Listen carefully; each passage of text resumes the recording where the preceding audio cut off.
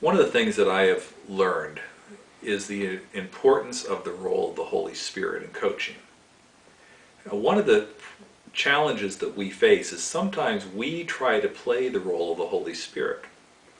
This was hammered home to me early in my ministry when I was discipling a new believer, and I was following a particular curriculum and helping him to move through his stuff, when he came to me one time and said, "You know, Bob, I really need to sell my boat." And through this process, he was really wrestling with the fact that this boat was an idol to him. He had done things on that boat where he got drunk and did things that he was now ashamed of, and God was really impressing upon him to sell this boat. And so in the process of doing that, I began to realize that I would have never gotten around to talking about selling his boat. I would have talked to him about his anger issues, or not being nice to his kids, or that he smoked, or any number of other things. And I realized that God is the one that directs people, and He speaks to them through the Holy Spirit deep down in places that you may not even be aware of.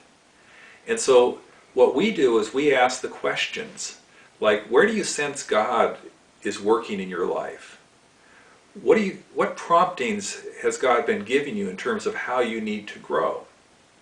Those open-ended questions, when there's a relationship of trust, can allow them to be able to share what the Spirit might be speaking to them about.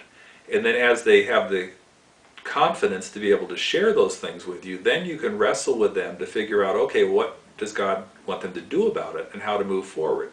So we need to be careful to realize that the Holy Spirit is the core person in this coaching relationship, and that we want to be sensitive to what the Spirit is doing and to be able to draw out of the other person what they're hearing from God.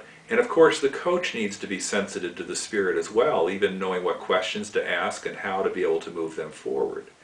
And so we have the privilege of being the people that come alongside to help facilitate this process that God is doing.